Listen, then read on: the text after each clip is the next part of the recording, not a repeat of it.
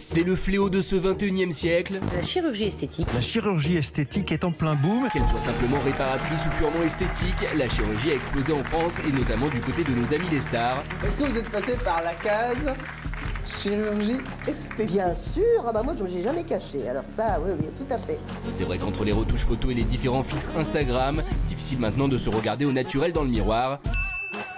Et si certaines célébrités ou stars de la télé-réalité ne s'en cachent pas... J'ai fait la poitrine, le nez 2 fois, les lèvres, le coin des yeux, botox au front et des facettes. Un beau palmarès. Il y en a qu'on ne soupçonnerait jamais d'avoir usé du bistouri. Dernier exemple en date, Karine Le Marchand qui a avoué avoir eu recours à la chirurgie.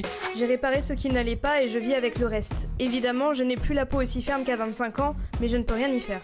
Plus étonnant encore, c'est dans les colonnes de Gala que l'animateur Michel Drucker a annoncé avoir retouché ses paupières. C'est génétique, j'ai la gueule des métèques d'Europe centrale, avec des pommettes très hautes, ça évite que le visage s'affaisse. Comme quoi, même à 80 ans, on peut vouloir soigner son physique. Mais la chirurgie esthétique peut aussi s'avérer dévastatrice. Il y a un an, la supermodèle Linda Evangelista s'était confiée sur ce douloureux épisode de sa vie. J'ai été brutalement défigurée par la procédure de cool sculpting qui a produit des effets inverses de ce qui était promis. C'est à travers une couverture de magazine qu'elle avait décidé d'arrêter de se cacher et de faire passer un message, dont certaines célébrités en sont aujourd'hui devenues véritablement addictes. Alors les stars sont-elles obligées de passer par la case chirurgie ?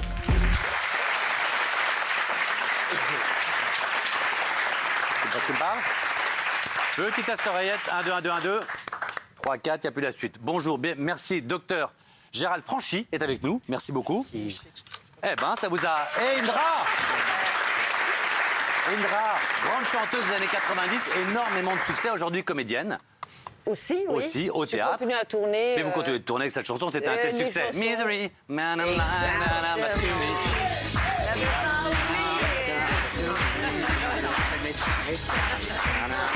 Merci beaucoup. Alors Indra, j'aimerais qu'on commence avec vous, mais alors avant, j'étais un homme. Pardon? J'étais un homme avant, avec toutes les chirurgies que vous avez... J'étais sûr. J'étais un homme. Ah non, mais qu'est-ce qui s'est passé? Non, vous dites très bien dans un sujet, vous dites, vous avez commencé un petit peu à vieillir, ça chantait un peu moins, et vous vous êtes dit, est-ce que du coup... Non. Non? Ah, alors c'est pas ça du tout. Merci. Bon, déjà... Ah bah, sans oreillettes. Hein. Déjà, j'ai pas fait de chirurgie, je fais la médecine esthétique qui est différent.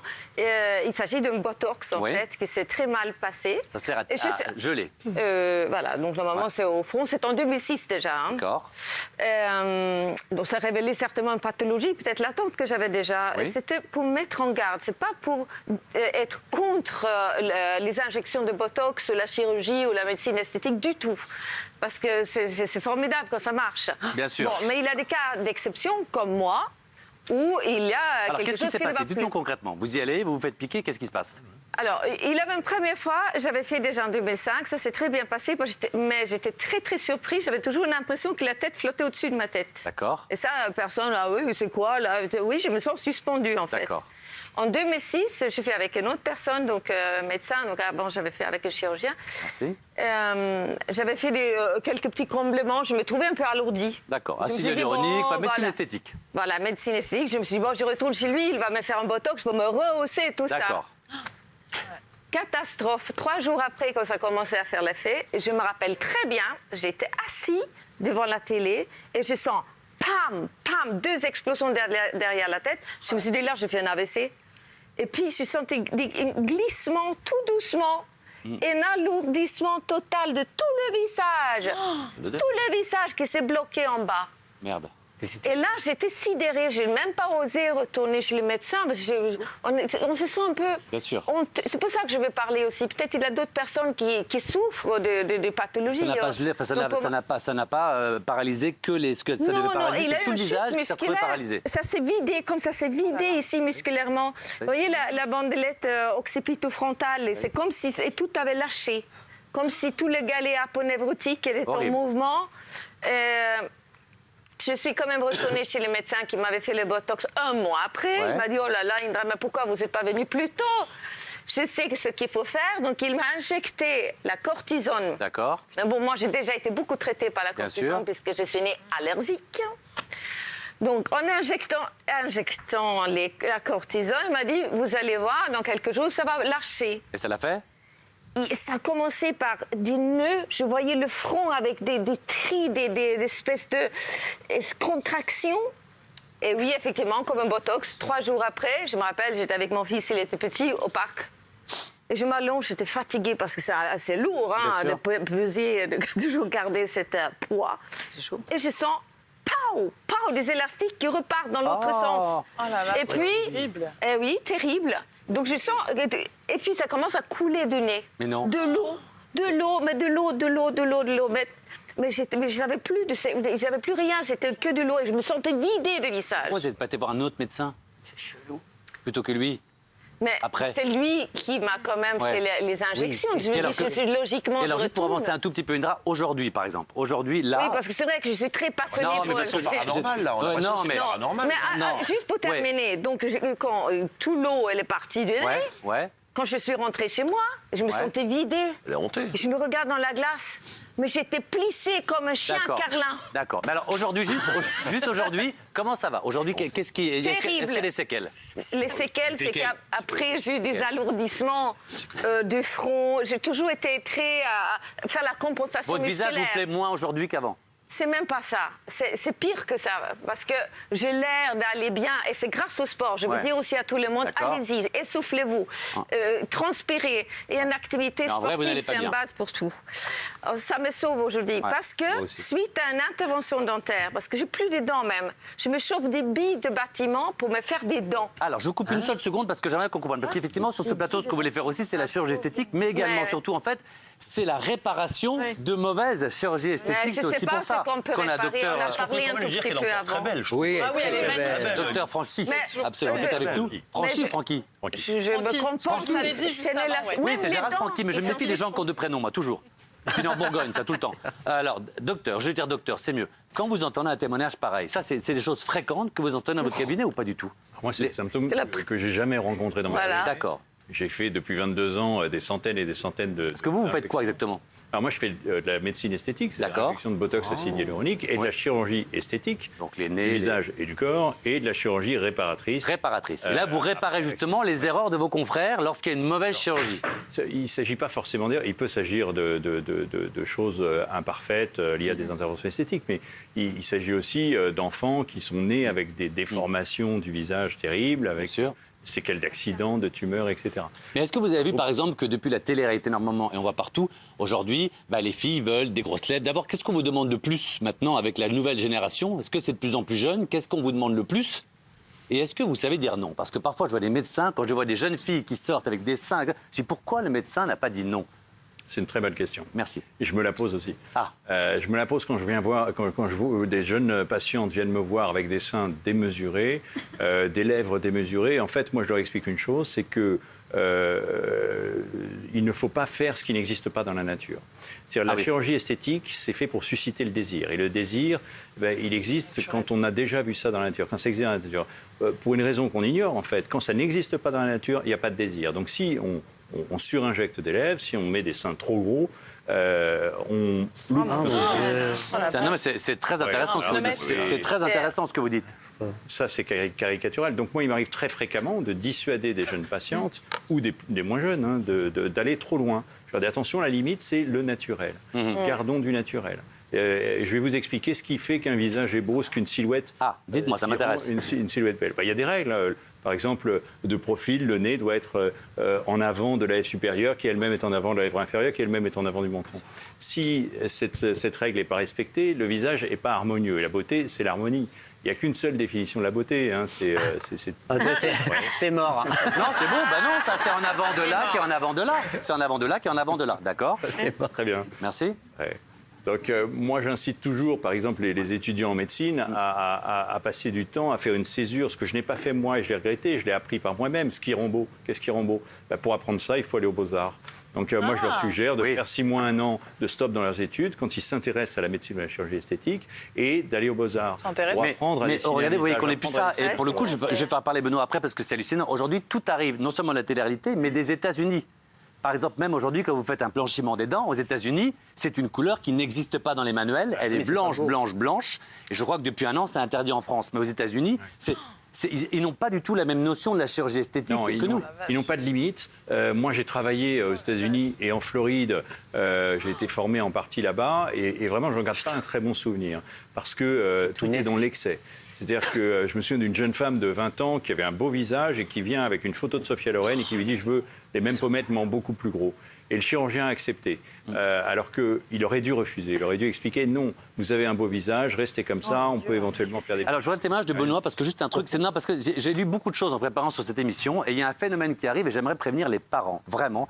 Les mômes ont entre 20, 22, 23 ans, et aujourd'hui, je ne sais pas pourquoi, à 22, 23 ans, tous les mômes sont persuadés qu'ils sont vieux et ils ont peur de vieillir. Et ils veulent faire ce qu'on appelle aux États-Unis le baby face. Absolument. Et donc, à 22, 23 ans, et Benoît veut ça, pardon, autant le dire. Moi, il veut des joues de bébé, je m'en cache pas. il veut des joues de bébé, des dents de bébé, il a 32 ans, il veut ressembler à un môme de 20 ans déjà aujourd'hui. Donc, ils veulent des joues un peu rondes. Ça, c'est ce qui arrive, ce qui est demandé le plus.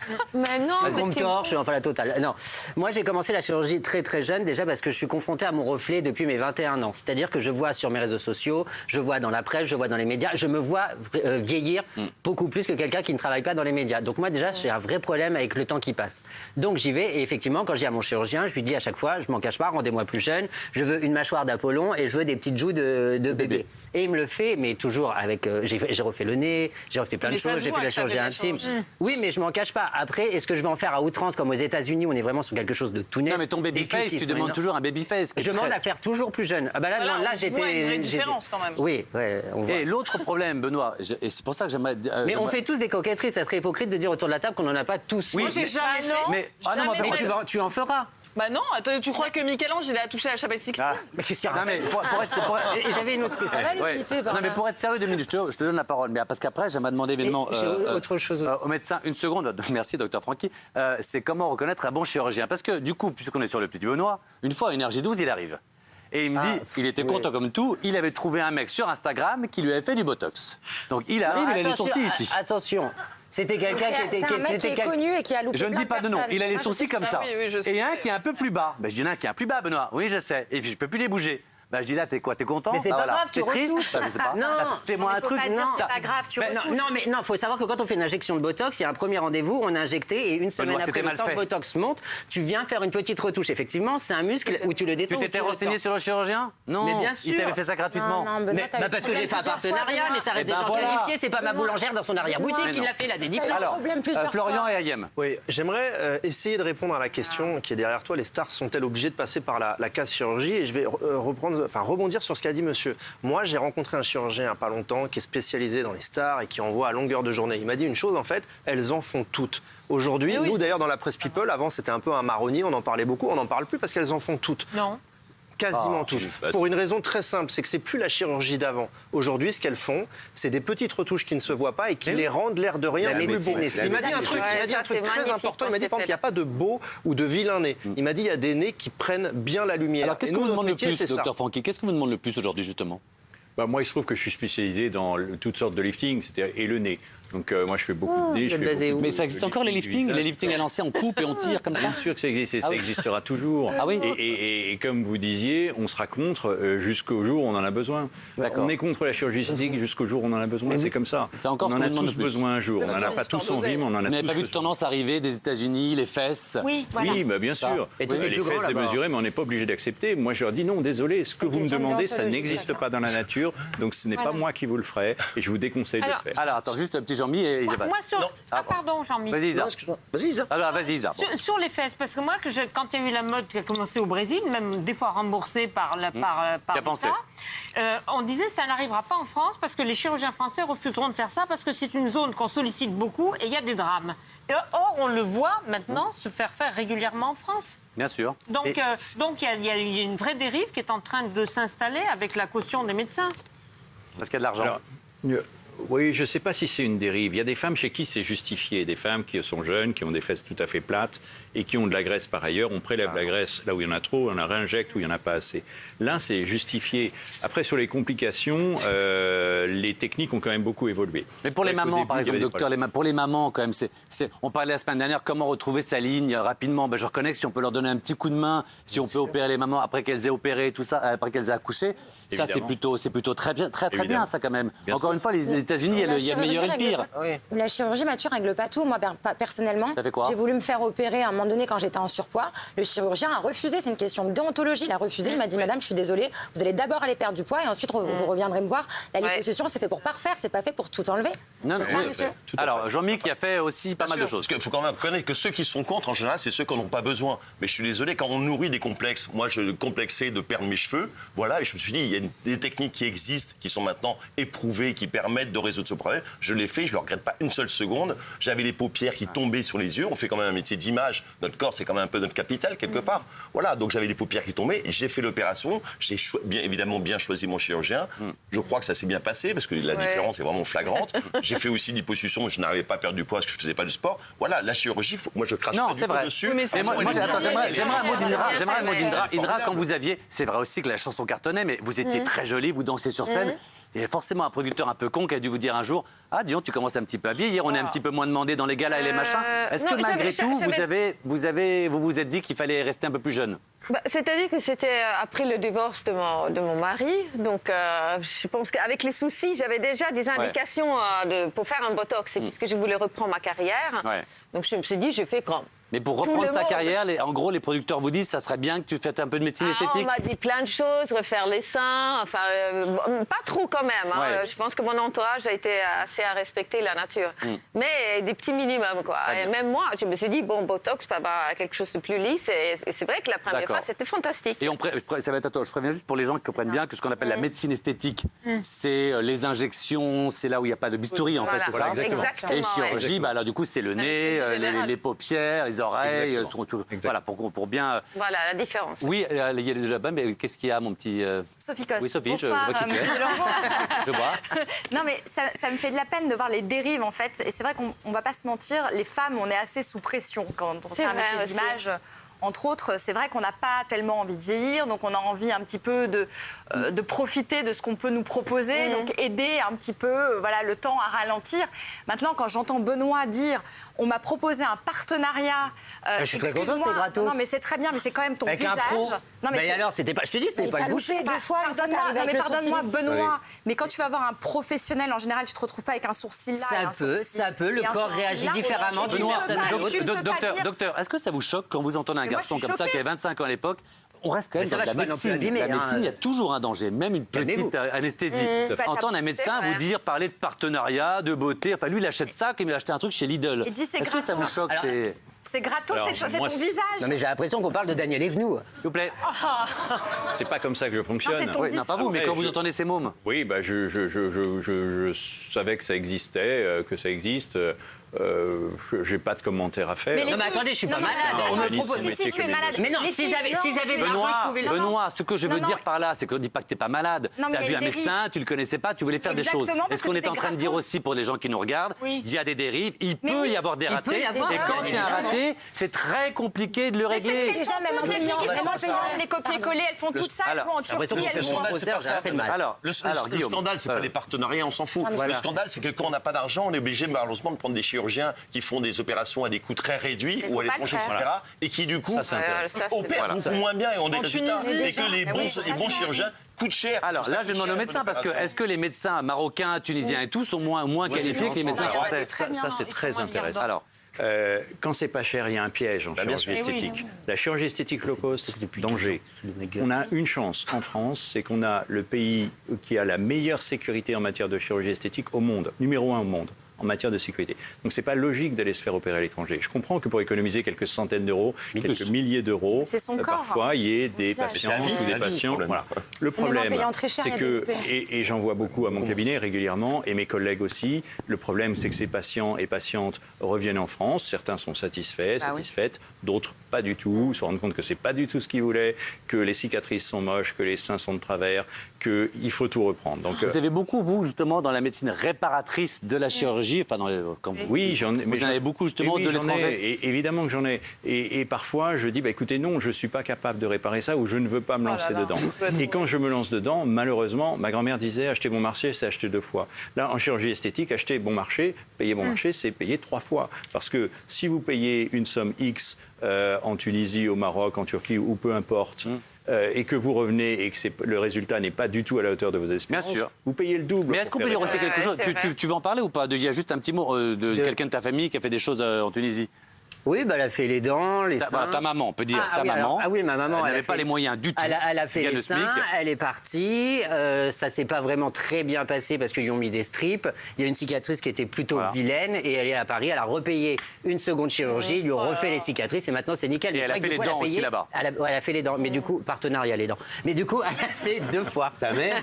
Ouais. Pardon. Mais non, mais sa mère, quand elle est revenue, elle m'a dit les dents, elles sont un peu trop blanches, un peu machin. Mais voilà, sa mère, elle gagne le SMIC, bah, elle pouvait pas. C'est-à-dire qu'en France, les dents sont pas prises en charge, sont très. Ça, c'est vraiment dommage, c'est important. C'est-à-dire que les femmes qui ont des vilaines dents peuvent avoir une éviction sociale pour travailler, pour trouver l'amour. Enfin, les dents, c'est quelque chose qui vous donne confiance en vous. Et en France, c'est pas du tout pris en charge. Oui. Merci. C'est un peu oui, Isabelle. On parle des correctifs, mais docteur, est-ce qu'on ne franchit pas un palier quand on voit des jeunes filles arriver avec une photo d'avatar, leur avatar, et qui dit je voudrais avoir ce visage-là, alors que c'est totalement du fake, si j'ose dire. Donc forcément, vous il y voulez a un dire que moment où... le visage n'existe pas dans la réalité? Lisa, bébé, soyez un petit peu honnête. Lisa, bébé, est-ce que toi, tu as déjà pensé à quelque chose que tu avais fait? Trop cher. J'aurais attaqué le chirurgien s'il m'avait fait un truc. Non, mais est-ce que tu as déjà pensé? Pourquoi tu l'as jamais fait? Pourquoi ça t'a jamais tenté? Est-ce que tu avais un complexe? On a tous des complexes. Des complexes, j'en ai tous. J'en ai plein. L'émission n'y suffirait pas. Est-ce que tu as fait un devis?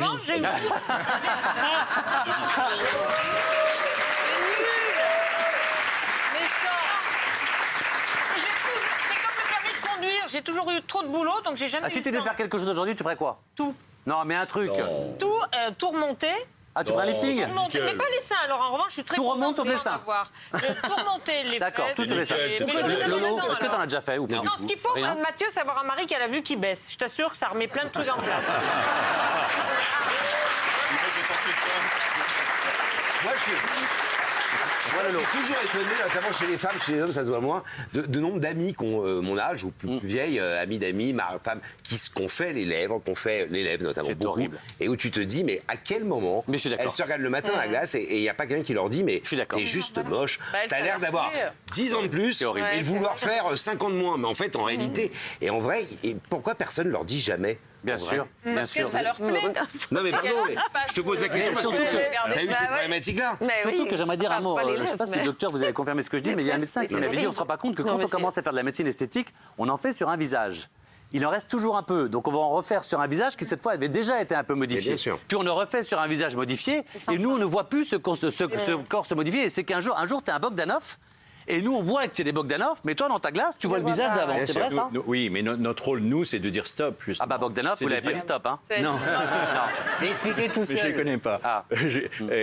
Notre rôle, c'est de dire stop. Non, là, on sort du cadre de ce qui est naturel.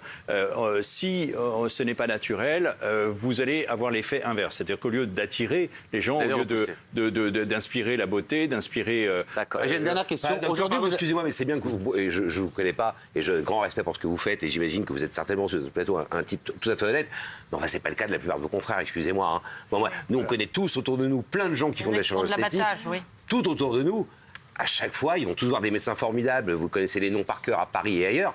Pardon, mais c'est quand même... J'y retourne tous les 4 mois. Il m'a encore proposé un truc. Robotox là, c'est des commerçants. C'est bien addictif. Et qu'au final, il y a une addiction sur les cartes. Alors, vous répondez à vos confrères travaillent et gagnent de l'argent. J'entends tout à fait ce que vous dites. Attention, il faut distinguer 2 métiers. La chirurgie esthétique, on est très peu nombreux. On fait de la chirurgie, on opère avec le bistouri et on fait aussi des injections acide hyaluronique, Botox. Et puis, il y a tout un panel de médecins de toutes spécialités, anesthésistes, pédiatres, médecins généralistes, etc., qui ne gagnent pas très bien leur vie en exerçant un métier qu'ils aimaient et qui se reconvertissent dans la médecine esthétique. Et ça, parfois, ils l'improvisent un petit peu. Et là, c'est vrai qu'on trouve de tout. Il y a des gens sérieux et puis des gens moins sérieux. Comme partout, docteur. Comme faire attention. Merci surtout, docteur, d'avoir été avec nous. Merci, Indra. Merci à tous. Samedi prochain, TPMP People. Gros bisous. Bon